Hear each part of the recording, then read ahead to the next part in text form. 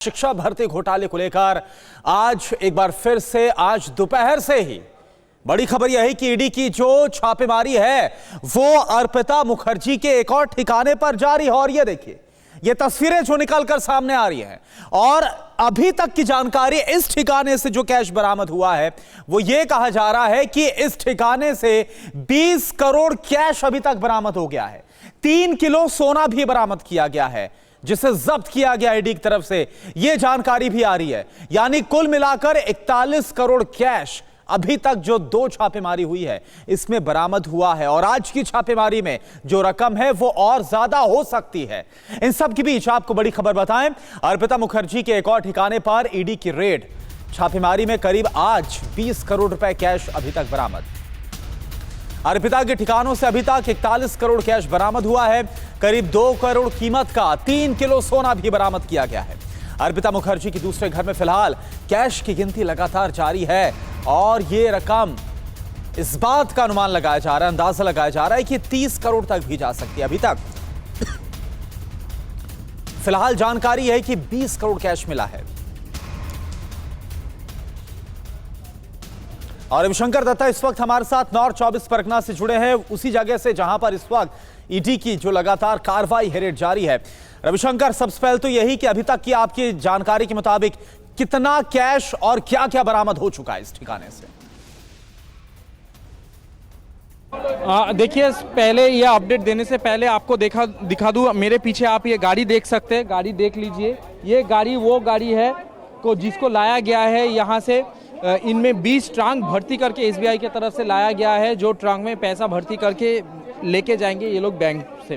तो पैसा गिनती खत्म हो चुका है लगभग, ये पकड़ सकते हैं। माना जा रहा है कि 30 करोड़ के आसपास पैसा यहाँ पे बरामद हुई है, जो कि पहले 15 करोड़ कहा जा रहा था, फिर उसको 20 करोड़ प्लस कहा जा रहा था, अब 30 करोड़ के आसपास ये पैसा हो सकता है। 3 किलो सोना है, जेवरात है, चांदी के सिक्के हैं, सोने के सिक्के हैं, सोने के गोल्ड बार्स हैं, एक पेन ड्राइव है, वहाँ पे सीडी है। और जिस कदर में पिछले वाला लाइव में भी यही जिक्र किया था, जो पैसे का ढेर वीडियो में हम लोग देख सक रहे हैं, वीडियो दर्शक ने देखा होगा, जो पैसे का ढेर पड़ा हुआ है उसको देख के 15 करोड़ लग रहा था, लेकिन उसका उल्टा तरफ जो पैकेट्स में पैसा है, जिनमें से पैसा निकाल के ढेर में रखा जा रहा है, वो अगर देखें तो आराम से कोई कह सकता है ये 30 करोड़ क्रॉस कर जाएंगे। अब ये ईडी के तरफ से ये खुलासा किया जाएगा पैसा कितना एग्जैक्टली है, क्योंकि पिछली बार जो 20 करोड़ बैठे थे वो करीब 22 करोड़ पहुंच गए थे, तो इस बार भी देखना पड़ेगा क्या है। लेकिन एक बात है जो कि मैं कहना चाहूँगा कि ये पूरा जो आज छापेमारी हुआ है, अर्पिता मुखर्जी ने ईडी को इसका जानकारी दी थी। उल्टा तरफ पार्थो चट्टोपाध्याय के तरफ से ईडी के साथ कोई भी सहायता इन्वेस्टिगेशन में नहीं किया जा रहा है, ऐसा ईडी सूत्र मुताबिक हम लोगों को पता चल रहा है। और ये भी कहा जा रहा है कि पार्थो चटर्जी को जो सवाल पूछा जा रहा है वो गुस्साया जा रहा है। और अर्पिता मुखर्जी जो कि हैं, उन्होंने यहाँ के जो ठिकाने हैं वो बताए, बाकी जहाँ पे छापेमारी हुआ है वहाँ पे बताए उन्होंने ठिकाना। और वहाँ पे जाके अभी तक यही एक जगह है, ये 6 जगह में जहाँ यहाँ पे बरामद हुए हैं, और भी कहीं जगह है जहाँ पार्थो चटर्जी का प्रॉपर्टी है, वहाँ पे भी छापेमारी ज़रूर होगा। लेकिन 2 जगह ईडी ने अभी तक छापेमारी किया है, जहाँ से आज जैसे कि आप कह रहे हैं कि एक जगह पे 22 करोड़, एक जगह पे 30 करोड़, मतलब 95 करोड़ रुपए का यहाँ पे खुलासा हुआ है। आगे देखना पड़ेगा कि। अच्छा रविशंकर, आप जो पीछे अपने जो दिखा रहे हैं, आप जो ट्रक आया हुआ है जिसमें अब जो भी बरामदगी यहाँ से हुई है उसको इसके जरिए ले जाया जाएगा, तो क्या ये आप कंफर्म कर रहे हैं कि आज की जो यहाँ पर कार्रवाई थी ईडी की, क्या वो पूरी हो चुकी है? जो अधिकारी है क्या वो भी बाहर आ गए, अभी वो अंदर है?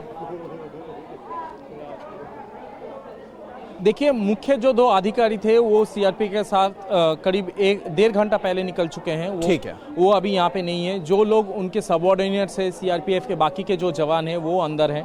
और ये ट्रक पिछली बार भी अर्पिता के डायमंड सिटी हाइट्स में जब आए थे, उसका करीब 1-1.5 घंटा बाद पैसा लेके ये लोग निकल चुके थे। तो यही अनुमान लगा जा सकता है यहाँ पे कि अब जब गाड़ी यहाँ पे आ चुके हैं तो मतलब पैसे के जो गिनती है वो हो चुका है। अब उसको ट्रंक यहाँ से जो ट्रंक निकल के अंदर लेके जाएंगे ये लोग, फिर उसको निकाल के यहाँ से पैसा लेके निकल जाएंगे। तो ऑलमोस्ट मान सकते हैं कि जो कलेक्शन है उसका यहाँ पे हो चुका है। ये जो बिल्डिंग है उनके जो सेक्रेटरी है उनके सामने ये छापेमारी का काम चल रहा है ताकि वो विटनेस के तौर पे यहाँ पे रह सके। सीजर लिस्ट बनेगा, उसका प्रिंट आउट होगा, उसमें सिग्नेचर होंगे और यहाँ पे जितने सारे सामान हैं जब्त करके लेके चले जाएंगे। यहाँ पे अर्पिता का 2A में और एक फ्लैट है, उसको भी यहाँ पे सील कर दिया गया है, इसको भी सील कर देंगे ये लोग। उसका बाद कार्रवाई चलता रहेगा जब तक ये पूरा कार्रवाई खत्म नहीं होता है। ये 2 फ्लैट और बाकी के जो प्रॉपर्टी है जहाँ ईडी रेड कर रहा है वो सील ही रहेंगे। अच्छा, लेकिन जिस तरह से रविशंकर आज की बरामदगी है या फिर अभी तक की जो पूछताछ हुई है, चाहे पार्थ चटर्जी का जिक्र किया जाए या फिर अर्पिता मुखर्जी का जिक्र किया जाए, अर्पिता के ठिकाने से एक ब्लैक डायरी का भी मिलना, अभी तक ये कैश की बरामदगी होना, पार्थ चटर्जी के ठिकाने से जो कहा जा रहा है कि एसएससी से जुड़े कुछ डॉक्यूमेंट्स का मिलना, और आप जो जिक्र कर रहे हैं बार बार कि ये सिर्फ यहां पर 2 नामों तक सीमित नहीं हो सकता, ये एक बहुत बड़ा नेक्सस है जो कि ऑपरेट कर रहा था। तो क्या लग रहा है कितना बड़ा ये मामला होता हुआ अब नजर आ रहा है? देखिए, एक बात तो यहाँ पे साफ है, पार्थ चटर्जी के पास तो पैसा, अगर वो पैसा कलेक्ट करते थे, उसके पास पैसा आते थे, उसके पास तो इतना टाइम नहीं था कि बैठ के पैके जो पैसा है उसको रैप करे, फिर उसको प्लास्टिक सेलोटेप से उसको बांधे, फिर उसके ऊपर कोड लिखे और जमा करके कह दे कि भैया ये मेरा पैसा है, ये यहाँ पे रहने दो। मतलब पैसा बाहर से आता था। और जो शिक्षक घोटाला है, दार्जिलिंग से लेके यहाँ पे सुंदरबन तक हर कोई चाहते थे, यहाँ पे 70,000 केसेस यहाँ पे कहा जा रहा है। 70,000 लोग जो है अगर पैसा इनमें से आया है तो मान के चलिए ये 100 करोड़ आराम से क्रॉस कर जाएंगे। तो ऑब्वियसली इतना बड़ा घोटाला अर्पिता और पार्थ चटर्जी तो अकेले करेंगे नहीं। इसका कहीं सारा नाम तो ऑलरेडी आ चुके हैं सामने, जिनमें से पार्थ चटर्जी का आत्मसहायक है, जिनमें मोनालिसा का नाम आ रहा है और जिनमें ऐसे कई नाम है जिसका खुलासा समय के साथ होता रहेगा। कुल्लनमय गांगुली है, मानिक शाह है। तो ये जो है इनके नाम तो आते जा रहे हैं। तो इसके साथ और भी कहीं नेक्सस है, और भी ये जो एक चेन प्रोसेस है, डिस्ट्रिक्ट वाइज कोड थे, डिस्ट्रिक्ट वाइज एजेंट थे, ये कौन से एजेंट से किसने पैसे दिए थे, किसने लिए थे, कहाँ से पैसे आए थे, ये जो सारे पैसे हैं सब हरे कलर का है या तो पिंक कलर का है, गुलाबी कलर का है। मतलब ये नोटबंदी का बाद का पैसा है। तो नोटबंदी स्कैम चल रहा है 2013 साल से, तो उसका पहले का 1000 का नोट कहाँ पे गया, वो पैसा कहाँ पे गए, वो कहाँ पे तब्दील हो गए, ये एक सवाल है। अगर नोटबंदी का बाद का पैसा है, 5 साल में आपने इतना पैसा कहाँ से इकट्ठा किए, अगर ये कैश है और अगर आपको छुपाना था तो इतना सुंदर करके पैक करके क्यों आप इसको सजावट करके रखते थे। कहीं सारा सवाल है, कौन कौन से एजेंट से, मुख्य एजेंट कौन थे, किसका माध्यम से चलता था, बांग्लादेश में ये पैसा गया कि नहीं, उड़ीसा मूवीज में ये पैसा गया। बिल्कुल रविशंकर, ये कई सारे सवाल हैं जिनका जवाब मिलना बाकी है। लेकिन रविशंकर, मैं चाहूंगा एक बार फिर से आप अपने पीछे जो ट्रक आया हुआ है जिसके बारे में आप बता रहे थे कि जो इसमें बरामद हुआ है सब इसमें लोड करके ले जाया जाएगा, वो तस्वीर दिखाइए। और क्या ये एक सिंगल ट्रक है जो वहां पहुंचा है या फिर ऐसी कुछ और गाड़ियां वहां पर पहुंची हुई हैं? तस्वीरें दिखाइए और जानकारी आप देते रहिए।